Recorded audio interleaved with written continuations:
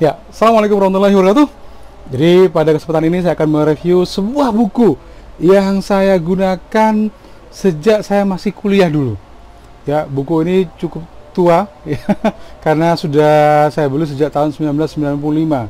Ya, mungkin sebagian di antara Anda ada yang belum lahir gitu ya.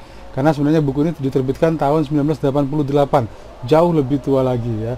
Jadi judul buku tersebut adalah Cara Memiliki Keyakinan dan Kekuasaan dalam Berurusan dengan Orang Lain. Ya, pengarangnya adalah Les Giblin. Nah, ini bukunya. Ya, jadi kalau Anda perhatikan, buku ini sudah coklat kertasnya ya, karena begitu lama. Oke. Pada tahun 1995 saya membelinya seharga 8.800. Kalau Anda cari sekarang di toko buku, terutama toko buku online, mungkin sudah cetakan ya. Harganya sih antara 25 sampai dengan 40.000. Ya, rata-rata 130-35.000 lah. Ya, tapi ini dulu 8.800 buku aslinya ya. Baik. Karena ini adalah buku karangan dalam bahasa Inggris yang dialih bahasakan oleh Anton Adiwiyoto, maka judul sebenarnya adalah How to Have Confidence and Power in Dealing with People ya, dengan penerbit Spektrum ya, Spektrum mitra utama ya, Prentice-Hall. Jadi ini sudah merupakan terjemahan, penerbit aslinya adalah Prentice-Hall. Oke. Baik.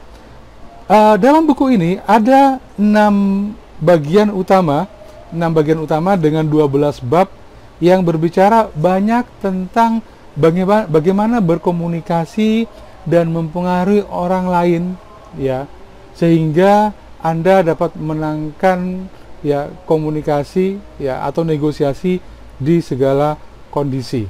Tentu saja bahwa ini bukan sebuah cara untuk tipu menipu orang lain, tapi pada prinsipnya adalah bagaimana Anda menggunakan keterampilan dalam berkomunikasi sehingga ya Anda bisa mendapatkan banyak hal di dalamnya. Baik, kita akan lihat satu persatu apa sih kira-kira isinya. Jadi untuk bagiannya, jadi bagian 1 itu yaitu membuat sifat manusia bermanfaat bagi Anda. Jadi pada prinsipnya adalah apa sih yang diharapkan oleh orang lain terhadap diri kita, termasuk juga adalah apa sih yang diharapkan kita terhadap orang lain. Ya, sebenarnya sama saja. Jadi pada prinsipnya adalah ketika Anda memahami watak, keinginan ya orang lain, maka ya Anda akan dapat memenuhi ya apa yang diharapkan oleh diri Anda sendiri. Kemudian bagian yang kedua, nah ini bagian yang kedua, yaitu bagaimana cara mengendalikan tindakan dan sikap orang lain. Ya, pada intinya adalah bahwa dalam hidup ini kita juga pasti ya ada tarik ulur, ada saling mempengaruhi satu sama lainnya. Tapi bagaimana kemudian Anda bisa mengendalikan tindakan dan sikap orang lain ya? Selain tentu saja bahwa Anda bisa memahami bagaimana karakter orang lain ya, tapi juga Anda penting juga untuk kemudian juga bisa memiliki keyakinan untuk bisa mengendalikan orang lain dengan sikap yang baik. Jadi contohnya di sini adalah bagaimana cara mengambil sikap dan tindakan yang Anda inginkan agar dinyatakan oleh orang lain. Artinya bahwa Anda ingin menyampaikan suatu pesan, tapi mungkin pesan tersebut seolah-olah bukan dari Anda, tapi dari orang lain. Ya. Atau misalkan juga bagaimana membuat semangat yang bisa menular. Jadi semangat itu sebenarnya adalah sebuah energi yang bisa ditularkan. Ketika Anda bersemangat, contohnya nih kalau Anda adalah seorang dosen atau seorang guru, ketika Anda bersemangat mengajar, maka semangat tersebut itu akan menular pada mahasiswa atau pada siswa Anda. Ya, oleh karena itu penting sekali ketika Anda menyampaikan pesan, bagaimana kemudian semangat itu bisa ditangkap oleh orang lain. Ini juga ada dalam buku ini. Kemudian yang bagian keempatnya, ya bagian ini bagian ketiga ya, bagian kedua. Nah, di bagian kedua ini ada satu hal yang cukup membuat saya paham ya, yaitu rumus 3P. Rumus 3P untuk menarik perhatian orang lain. Ya, rumus 3P untuk menarik perhatian orang itu ada pada bagian 3, yaitu teknik untuk menjalin dan memelihara persahabatan. Jadi pada prinsipnya adalah orang-orang hebat itu adalah orang yang dia mampu dengan mudah untuk bisa membangun persahabatan dengan orang lain dan mempertahankannya. Alhamdulillah, waduh, saya sampai bersin. Baik, apa sih 3P itu? Yang pertama adalah penerimaan, ya, yaitu bagaimana cara membuat ya diri Anda itu dapat dipercaya juga oleh orang lain ya, dengan model penerimaan. Kemudian persetujuan ya, dan penghargaan ya, ini juga adalah 3P yang dimaksud dalam bagian ini.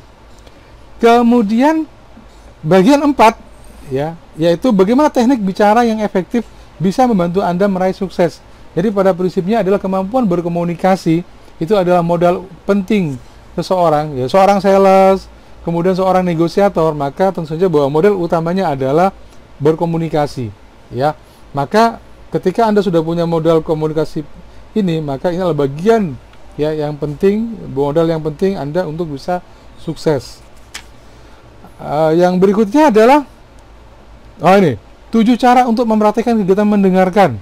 Jadi pada prinsipnya adalah komunikasi itu tidak hanya kemampuan dalam berbicara, tapi juga kemampuan dalam mendengarkan orang lain berbicara. Ya, tentu saja bahwa kalau Anda adalah seorang konseling, Anda adalah seorang pramuniaga, Anda adalah seorang guru atau dosen, maka tentu saja bahwa bukan banyak bicara yang membuat Anda sukses ya. Tapi ketika Anda mau mendengarkan apa sih yang dibutuhkan oleh mahasiswa Anda, apa yang dibutuhkan oleh siswa Anda, apa yang dibutuhkan oleh calon pembeli Anda. Jadi misalnya seorang sales, seorang agen properti misalkan, pastinya bukan dia banyak ngomong tentang apa dan bagaimana rumah, tapi kemudian dia banyak mendengarkan rumah model apa yang dibutuhkan oleh kliennya ya. Oke, termasuk juga misalkan seorang dosen atau seorang guru, maka apa sih yang mereka harapkan dari cara belajar mengajar menurut ala mereka ya. Maka kemudian Anda harus banyak mendengarkan, baru kemudian Anda bisa berbicara lebih banyak dan lebih sesuai ya, lebih efektif tentunya. Kemudian, nah ini tadi ada bagian 5. Bagian 5 adalah bagaimana cara menangani orang lain secara sukses ya. Jadi di dalamnya yaitu ada berkaitan dengan kekuatan mukjizat Anda dalam hubungan antar manusia. Jadi prinsipnya adalah ketika Anda memanusiakan manusia ya, tidak mencoba untuk mengeksploitasi orang lain, tapi mencoba untuk bagaimana setiap orang happy, senang ya dengan diri Anda, maka disitulah letak keajaibannya. Kemudian bagian 6 tadi sudah ya, bagian 6 ya. Oh, belum ya bagian 6. Jadi pada bagian 5, oke. Kemudian bagian 6, oke, bagian 7 ya. Keharusan bagi kritik yang sukses ya. Tidak mudah kemudian ya Anda memberikan kritik pada orang lain. Tetapi kemudian kalau Anda memberikan kritik dengan cara yang tepat, maka kemudian kritik itu tidak akan menyakitkan. Jadi kalau pada bagian ini disebutkan bahwa kritik harus diberikan dalam kerahasiaan penuh. Itu mengapa kalau di ajaran agama Islam tentunya ketika Anda ingin memberikan saran atau kritik pada seorang, maka tidak di depan umum, tapi dilakukan secara rahasia, sehingga jangan sampai kemudian seseorang yang dia itu pasti punya ego itu tidak malu, ya, tidak kehilangan harga dirinya. Kemudian yang kedua adalah awali kritik dengan kata yang manis dan pujian. Sedikit pujian tidak akan melukai. Ya, tapi sekali lagi bahwa pujian di awal pembicaraan itu adalah hal yang sangat baik. Tujuannya adalah untuk menetralisir, membuat orang terbuka pada diri Anda. Yang ketiga adalah buatlah kritik tidak bersifat pribadi, kritik perbuatannya bukan orangnya. Ini rumus yang sangat manjur dalam arti kata bahwa ketika Anda mengkritik seorang, maka jangan jadikan ini sebagai masalah personal.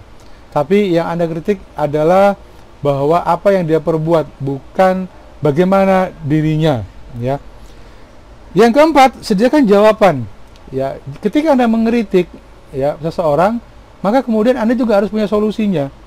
Ya, loh, tugas saya mengkritik, solusi ya urusannya tidak juga begitu, ya. Tapi minimal bahwa ketika Anda memiliki kritik, ya, maka minimal Anda sudah menyiapkan saran yang akan diberikan.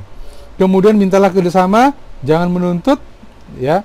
Artinya bahwa ketika Anda ingin seorang berubah, maka bukan berarti kamu harus berubah, tidak. Tapi yang Anda inginkan adalah bahwa bagaimana dia bisa memahami posisinya, dan kalau Anda adalah pimpinan, ya, walaupun Anda punya otoritas, bukan berarti kemudian Anda menuntut orang lain atau memaksa orang lain untuk berubah sesuai dengan apa yang Anda harapkan, ya. Tapi memintalah kerjasama, ya.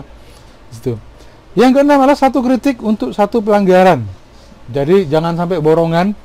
Satu kritik, ya, kadang-kadang bahwa kalau biasanya Anda memendam pikiran terhadap perilaku seorang, maka ketika bertemu dan punya kesempatan, maka kemudian semuanya ditembakkan, dibombardir gitu istilahnya, ya. Itu saya kira bukan waktu dan cara yang baik untuk bisa memberikan kritikan.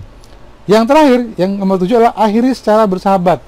Jadi yang paling penting dalam sebuah kritik atau komunikasi itu adalah closing statement-nya, yaitu adalah bagaimana kalimat penutupnya, bagaimana cara untuk menutup sebuah sesi kritik dan saran, sehingga kemudian endingnya yang akan diingat itu menjadi ending yang baik. Contohnya adalah misalkan dengan kalimat, ya sebenarnya ini adalah cara saya untuk bisa mengingatkan sebagai seorang teman dan sahabat. Ya, dengan begitu saya berharap bahwa kita semua dalam keadaan memiliki kebaikan bersama misalkan. Kalau nggak teman atau sahabat, saya nggak akan melakukan hal seperti ini. Saya tidak akan memberikan saran atau kritik kepada orang lain ya. Tapi karena saya menganggap bahwa Anda, itu juga bagian yang paling penting, bagaimana kemudian menutup sebuah sesi komunikasi atau kritik sehingga kemudian orang yang Anda kritik itu merasa mendapatkan sebuah penghargaan dari Anda ya.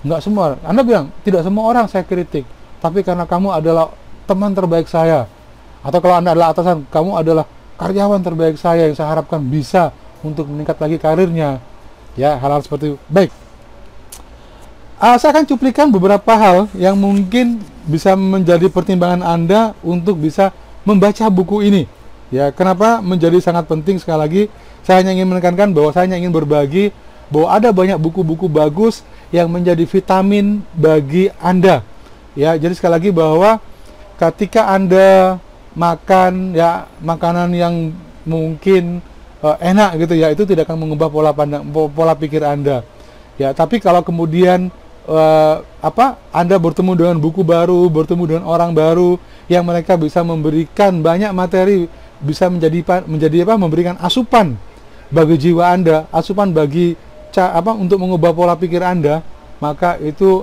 adalah hal yang luar biasa ya. Jadi sekali lagi bahwa kalau tubuh kita tuh butuh vitamin ya, butuh asupan gizi, demikian juga dengan pikiran kita ya. Karena apa? Karena sebenarnya bahwa nasib seorang tergantung dari bagaimana pola pikirnya. Oke, baik. Saya akan ambil sedikit saja berkaitan dengan apa sih yang mungkin penting yang ada di buku ini. Baik, 3 cara untuk membuat orang merasa penting. Wah, ini ya. Sekali lagi bahwa kadang-kadang orang itu ada begini. Tadi saya sempat menyinggung masalah pujian. Sedikit pujian itu tidak menyakitkan. Oke, tapi sekali lagi bahwa ada beberapa orang yang saya temui ya, bahwa dia itu kalau memuji itu terlalu berlebihan sehingga bahkan menjadi racun, toksik sifatnya. Ya, ini juga yang harus dihindari ketika Anda memberikan pujian ya. Bahkan kasusnya itu terjadi di sebuah grup ya, grup WA. Maka ada orang yang biasa memberikan pujian terlalu berlebihan gitu ya. Tapi mungkin juga orang yang dipuji adalah tipe-tipe orang yang gila pujian ya, sehingga fine-fine aja. Tapi teman-teman yang lain itu merasa risih, merasa bergetar gitu ya katanya ya. Karena apa? Karena pujian yang diberikan itu terlalu lebay, berlebihan, dan mungkin bahkan menjadi racun ya.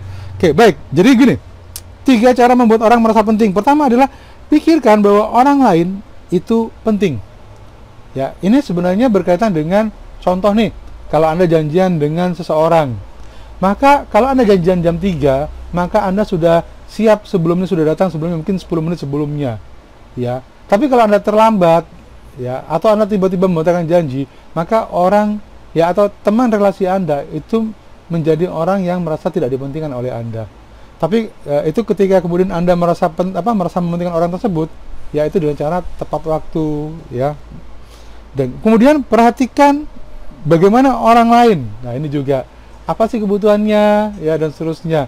Jadi sekali lagi jangan terlalu fokus pada diri sendiri, tapi juga harus fokus pada bagaimana kondisi orang lain, ekspresi wajahnya, apakah kemudian dia lagi terburu-buru, sedang sedih ya, gembira ya. Ketika kemudian dia tampak wajahnya gembira, maka Anda bisa tanya, "Oh, kamu kok sekarang hari ini sedang gembira? Apa sih?" Wah, gitu ya, kira-kira begitu. Ya, maka ketika kemudian dia tampak sedih, maka bisa juga Anda menampakkan juga empati. Yaitu maka orang akan merasa bahwa dia dipentingkan ya. Yang ketiga, jangan merasa menjadi majikan bagi orang lain.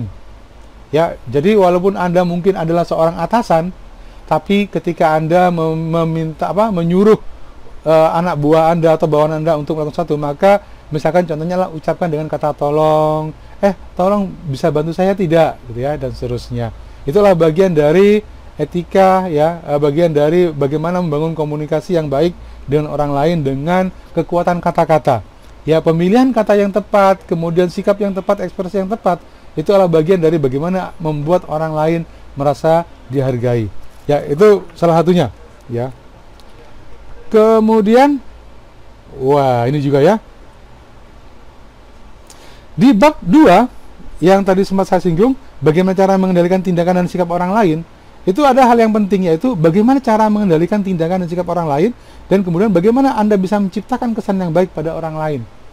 Ya, sebenarnya ini termasuk pada bagaimana personality development. Tapi sekali lagi begini, personality itu memang berkaitan dengan masalah topeng, bagaimana kita tampak baik di mata orang lain.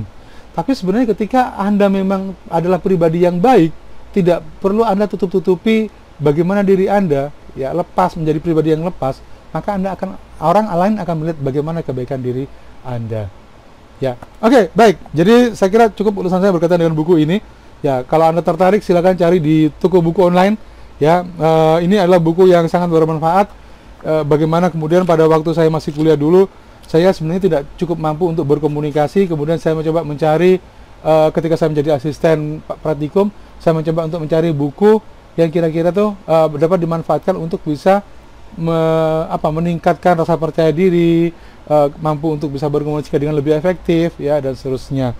Ya, di bagian buku ini, bagian belakang buku ini ada hal yang bagus, yaitu berkaitan dengan bagaimana mengukur, ya, diri Anda berkaitan dengan personality development, ya, atau interpersonal communication juga di dalamnya, ya, antar manusia. Jadi program hubungan antar manusia dalam pekerjaan saya. Jadi prinsipnya adalah bahwa buku ini kalau Anda baca, di dalamnya nanti ada latihan-latihan di bagian terakhir. Kira-kira mengapa Anda penting untuk bisa belajar bagaimana meningkatkan kemampuan komunikasi Anda, kemampuan dalam mempengaruhi orang lain, ya. Jadi apapun Anda, entah itu Anda jadi suami, entah Anda jadi misalkan jadi ayah bagi anak-anak Anda, atau Anda menjadi pimpinan di sebuah perusahaan, atau Anda menjadi sales, maka buku ini adalah bagian yang bisa saya referensikan untuk Anda baca. Mungkin di bagian awalnya ada beberapa hal yang sedikit membingungkan, karena ini apa namanya, environment-nya si penulis itu mencontohkan itu dalam kondisi penulis yang ada di negeri barat sana, ya. Oke, demikian dari saya. Terima kasih. Assalamualaikum warahmatullahi wabarakatuh.